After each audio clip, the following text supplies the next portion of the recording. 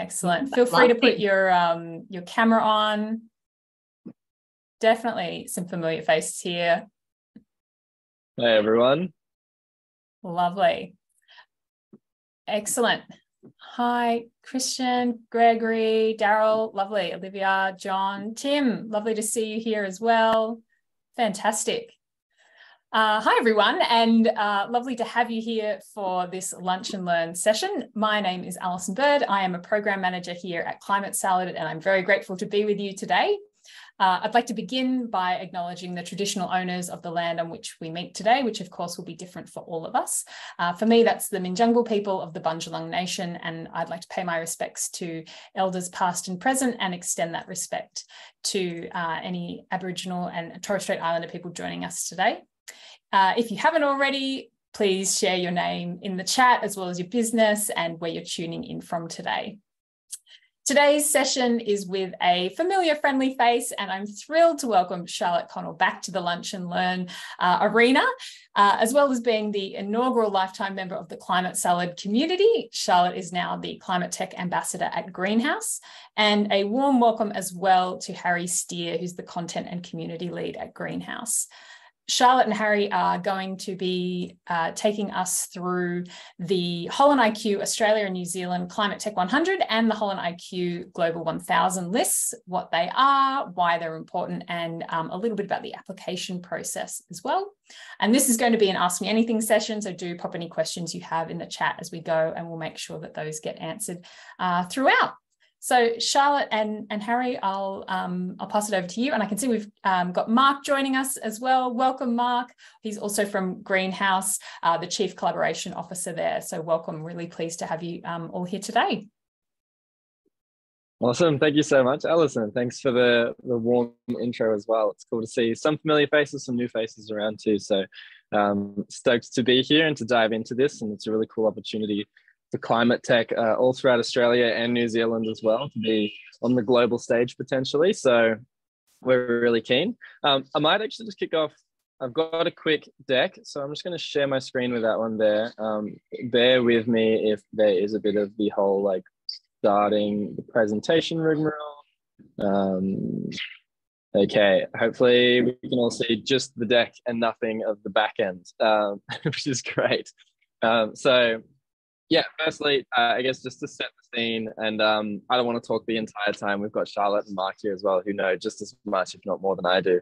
I just want to say, please, at any point in time, don't feel like you need to wait to ask any questions or to chime in or even just to like say good day.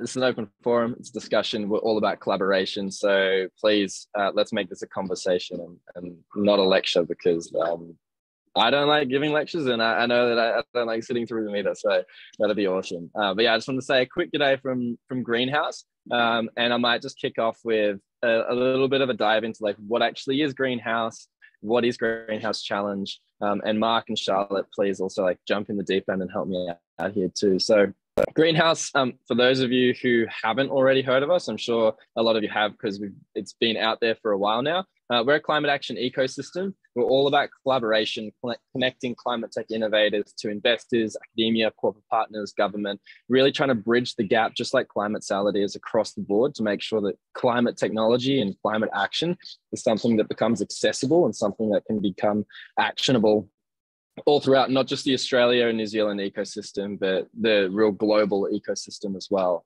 and stretching what we have here in amazing innovators and amazing resources globally into some really interesting and cool communities who are looking for some great solutions too. So that's the overall picture of what we're looking to do. And it's a really cool story that stretches all the way back to the 80s when this kicked off with the first ever Greenhouse Climate Action Conference. But what that actually looks like in practice is really two halves of the puzzle, and that's our Greenhouse Climate Tech Hub. I can see from Mark's background right now, he's actually sitting in the lobby of Salesforce Tower, which is cool, with the massive screens behind him. And so level 1, 2, and 3 of Salesforce Tower in Sydney down in Circular Quay is going to be a climate tech hub. 3 stories of pure innovation and collaboration from climate tech companies who are really making a difference. And that opens up in October, October 25th is our ribbon cutting ceremony. We could not be more stoked to see this happen. And it'd be awesome to see some of our Sydney-based faces there as we're opening up and really bringing this hub to life as well. I know, Tim, I just spoke to you last night. So it'd be awesome to see a few of you around town. And then the other half of it, which is what a lot of today is around, which is our Greenhouse Challenge. So Greenhouse Challenge is an online open innovation platform. And it is about where we work alongside large organizations, corporates, governments, and big associations, and help them to solve some of the problems that they're facing using an open innovation lens. So that looks like, for our platform, we work alongside these companies and these corporations and these big associations to gather together what that problem case or what those things are that they're looking for. And then we work together, come up with some problem statements, pitch it out to the platform. And then anyone who has a type of solution or who can weigh in on a solution has the opportunity to submit. And then through a series of steps, we get to actually use a transparent chain of submissions to help those people collaborate together and work towards something that can really be an innovative solution. Mark, I'm not sure if you want to add to that. I know Greenhouse Challenge is right up your alley as well. No, you did a good job. Awesome. That's great. Seal of approval for me. So with Greenhouse Challenge, we have launched it with our first one, which is with HolonIQ. And that is helping to find the top 100 climate tech companies from across Australia and New Zealand. We know that there's been lots of industry reports, like Climate Salad's amazing industry reports, and breakdowns as to who's in our ecosystem, what's the technology out there, what are the innovators who are making moves. But we worked alongside HolonIQ. We love their taxonomy, and we use their taxonomy a lot. We're working alongside them to help figure out, who are the top 100. And the ways that those are assessed, we can dive into in a little bit. But who are the top 100 inside our ANZ ecosystem? And how do those top 100 also measure up with HolonIQ's Global Climate Tech 1000, which is the 1,000 most promising climate tech companies from around the world, from all different regions around the world. And that Global Climate Tech 1000, sorry, a truck just drove past me, gets actually taken and showcased at COP28 in Dubai, which is really cool and a fantastic opportunity for Australian and New Zealand climate tech companies to be featured up on the world stage. We know, as all of us in here know, we know that some of the most amazing innovations in climate tech are coming out of our shores. And so it's really cool to have an opportunity to give them a platform and a pedestal that they can actually speak from and that they can be heard from. So we're excited to dive in the deep end with that. And that's what we are here talking about and need your help with and want to answer all of your questions about today. So as all of you know, there's the HolonIQ taxonomy, which is a fantastic breakdown of what these things are. And this Climate Tech 1000 and Climate Tech 100 is really a way of us bringing together who is every single person in this ecosystem, and then how do we think about those people through the lens of who's most promising and how do we measure those things up. So not to talk too much, I know I've been talking the entire time so far, but I just wanted to kind of get that quick summary and spiel out of the way. But then I actually wanted to kind of open up the floor and see, like, what are some of the questions that we might have? I know there's a few frequently asked questions we've gotten in the process of getting submissions through the door. But does anybody have any questions, anything that they're wanting to know so far before we just start thinking about some of the frequently asked ones that we've gotten?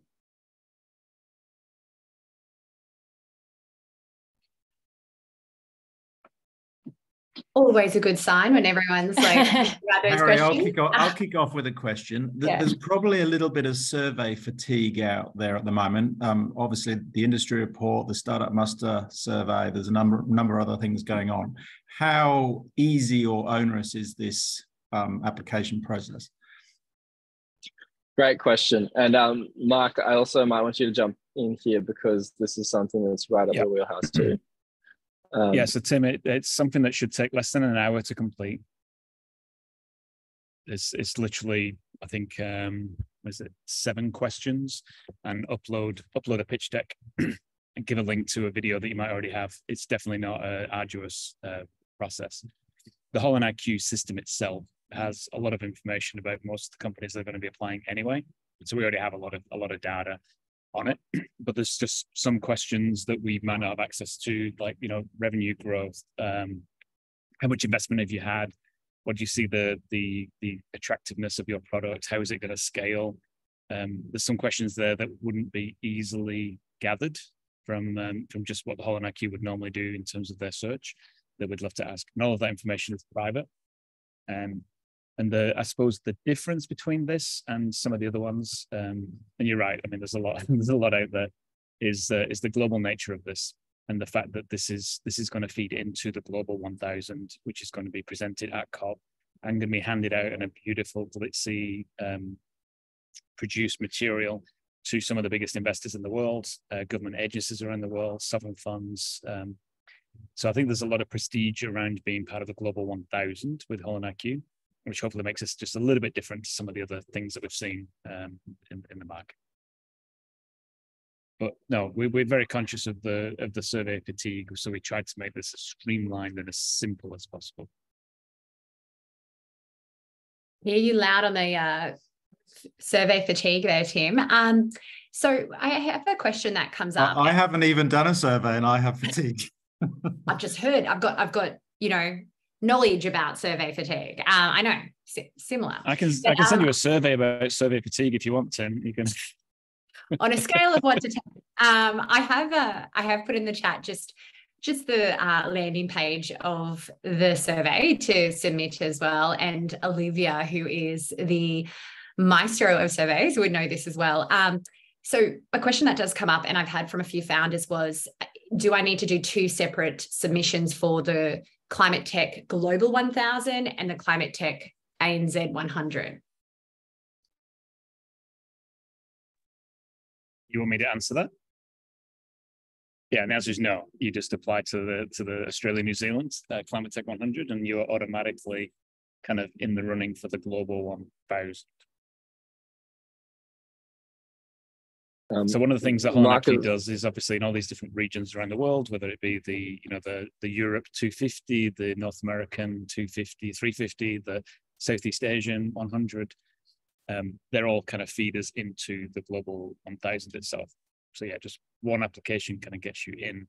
And then the evaluators that we have evaluating the Australia and New Zealand 100, all of their notes will be fed into the panel that's looking for the Global 1000. So obviously it's a big process to get the Global 1000 up, but yeah, they do it piecemeal, region by region. So we're supporting HolonIQ with the Australia, New Zealand top 100, and then there's other people supporting them with the North American, with the European, with the Southeast Asian.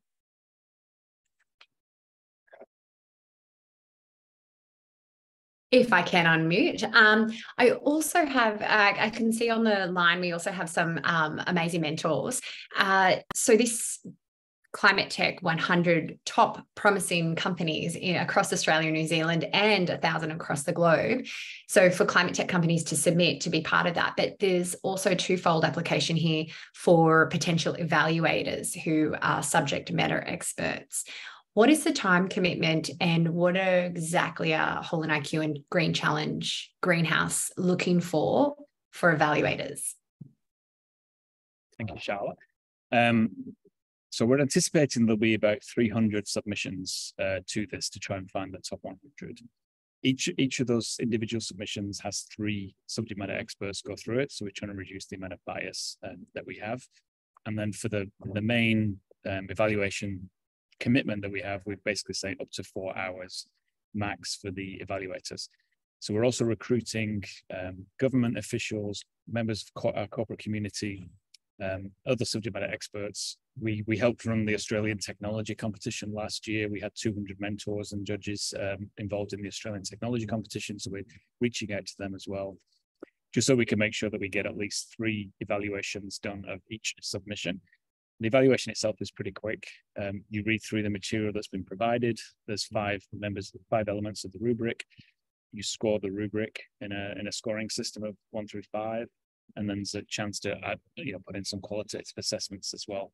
And that's pretty much it. And then we're going to aggregate, and we use Power BI to do the the assessment and look for any kind of evaluation bias in that, and then present back to HolonIQ the first draft of the top 100, and then we'll go through an iterative process just to make sure that we haven't missed anybody out that really should be in that top 100, or we haven't got a company in the top 100 that really isn't a climate tech company that we don't want to elevate through this process as well. So that's the evaluation process. Thank you so much, Mark. And I know Harry's going to just walk us through how easy and simple and not onerous the submission process is. But just for you out there, it's really important to note that if you're in doubt whether you're a climate tech, you fit into the category, of course you do, you're part of Climate Salad, but if in doubt, do submit, because that's up to the evaluators to have a look at. And this list forms the taxonomy of the global climate tech 1000. It's what VCs, it's what industry, it's what government, it's the go-to for what climate tech is.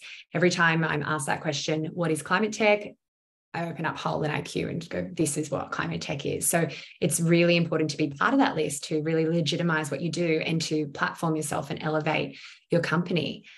Climate Salad was the original organizer of the very, very, very first Climate Tech 100. So I know it's very close to Mixheart as well, supporting HolonIQ. So yeah, Climate Salad does have a really proud history with helping create the very first list of the very first 100. As Charlotte was recounting of it earlier, back then it was just trying to get 100 was a challenge. Now there's way more than 100, and now we're actually picking the best 100. So, and that's pretty awesome for the community to kind of see the growth in such a short period of time. Absolutely. And this is the third annual report, is that right? Fantastic. Yes. Yeah. And great, yeah, such a short period of time to have, as you said, Charlotte, to go from trying to find 100 to, a submission, a real process of that application. Yeah, what an amazing feat in just a short period of time. Yes, and also and similar to the climate tech industry report, the data is private. Only evaluators will be looking at it. It's not published anywhere else. It will be published as a collective. Like, this is what the ANZ Climate Tech 100 have achieved in terms of funding, revenue, growth, but no individual data will be attributed publicly to individual companies. So you're in safe hands, as Climate Salad knows. And the other cool thing we haven't mentioned is you can nominate as well as submit. So you can submit to your own company, but then you can nominate other companies too. So if you know of a really cool company that you think would be deserving of being in the top 100, you can go in and make a nomination of them. And then that kicks off a response to that company to say, hey, you have been nominated, and then gives the team there the opportunity to fill in some of the blanks that the nominator would not be privy to. But yeah, nomination is also a really cool way of getting involved. Excellent. And as most of the Climate Tech 100 are Climate Salad members, being part of the list in 2021 or 2022 does not guarantee you a spot in 2023. You do still need to reapply. So Mark, I noted from your comments, you're hoping to get 300 applications. What stimulus do you require from the ecosystem to get that result? Obviously it does take, a bit of rattling the ecosystem. Yeah, so we're going to the VCs. So we're asking the VCs to talk to their portfolio companies to make sure that their portfolio companies are submitting. So obviously we've gone to Investable, we've also gone to Verescent, Main Sequence, Taronga, StartMate. So, a VC push to make sure that their portfolio companies are in. And then an association push. So obviously from the Climate Salad perspective, letting Climate Salad members know, hey, this is a great opportunity to get involved. And then personal outreach, via our own personal networks, LinkedIn, emails, phone calls, begging, whatever, to try and get people to take part in this. Because the reason that it is the ANZ 100 is because they've looked proportionally around the world at the top 1,000 and said Australia and New Zealand get 10% of the 1,000. Selfishly, I'd kind of like that to be higher. So I know America's a bigger market, but why do they get 350 of the 1,000? and we only get 100. So if we can show HolonIQ there is a much bigger ecosystem here in Australia that's growing, we might get it to be the 150 next year instead of the 100. So yeah, but yeah, I agree. It's trying to get people to fill out, even though it's not really a survey, it feels like a survey because you're answering questions. Is the impediment here that we've got to try and get through. Well, and a follow-on question. So of the 10 different segments in the taxonomy, there were a number of areas that had 0 applications 2 years ago. I can't remember last year. But some of that, there is activity going on in that space, but because that's more corporate innovation internal, it's not considered startup. So that there might be some opportunities to, Yeah, and we're reaching out to our corporate partners too. 2 ways. One, from a corporate partner perspective, or 3 ways. So nominate a climate tech that you think is cool, which could be inside your own organization, because not all climate tech has to come from a startup. A lot of climate tech, as you said, comes from within innovation groups within large companies. Let us know if you'd like to be an evaluator, and then let us know if you'd like to submit something. I've already done that, Harry. Good job. Yeah. Perfect. I'm getting used to reviewing startups in climate tech. I mean, it feels like you probably do a lot of it, but I think one of the biggest things, to your point, Tim, that would be helpful for us is that nomination piece as well. There's a lot of fantastic climate tech advocates in the ecosystem, especially in Climate Salad, who, like you review a lot of startups and see a lot of startups. And our goal is not for only the top 100 to be submitted. Our goal is for every single climate tech company in Australia and New Zealand to be submitted. And if we have that really broad picture of the landscape, then we can have a really strong list of 100, but we've got a case to make for that number being higher, like Mark said. And so I think especially for a lot of people on the call who are mentors, if you can go through, and I may even just jump in and show you what the process looks like, Tim. I know you've already seen it, which is great. But for those of you who are on the call who want to know what this might actually look like, it should be as simple for us as if you jump onto our, here we go. If you jump onto the website here, which Charlotte's just popped in the chat and I can send through as well again, you'll find our HolonIQ Climate Tech 100 page. It has the overview, what we're trying to achieve, who we're working towards, what does this process look like. Again, submissions close on the 1st of September, which is only 2 weeks away now. So the month is slipping away quickly. But if we scroll down here, this little purple button here, nominate/submit. There's 2 parts to this. When you click through, it's going to ask you to log in. That login is super straightforward and simple. And the only reason we do it is to make sure that we can keep track of what that submission was, that we can keep you in the loop of everything that's happening as we go forward. And also so that if for some reason your submission doesn't go through once you actually hit submit, we can make sure we give you that opportunity to do that as well. So when you click that button, I'm already logged in, so it'll jump straight through, but your login setting up, oh no, I'm not, perfect, great news. You'll jump in here, and if you don't have a login already, just hit the new here, create an account. Let's pick something that I haven't already used to sign up with, which may be hard because I have been testing this platform for a few weeks. And you'll have just like first name, last name, email, password. That's it. Let's see, that is not ideal if that changes. Hopefully you can't see my passwords. That would be funny. Great. These are pretty standard terms of service and privacy policy. We're not going to do anything. I need a special character. Great. And then once I'm registered, okay, this email is already registered, but once I'm registered, what will happen is it'll take you straight through to your submission form. You may need to click a little verification email that you get sent. And then once you are in the deep end, let's see, in here. Yeah, be handy if I could type. We can't see your password, so it's okay. That's all right. I mean, even if you, okay, cool. Apparently I can't see my password either. It's one of these.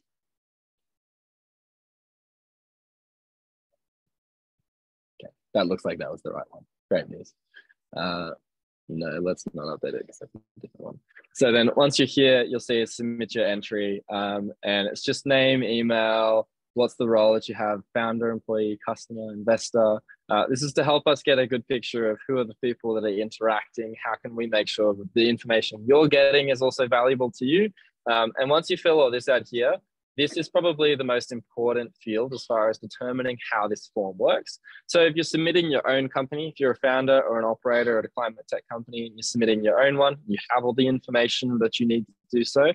Clicking this here will change it so that you can really put this information in. You're describing the company's market, what impact the solution's actually having, what's the business model look like, who's the best contact for the CEO, headquarters, funding, employees, really giving us a great overall picture at what is this company so that we can make sure those evaluators have the most information to work with in assessing it.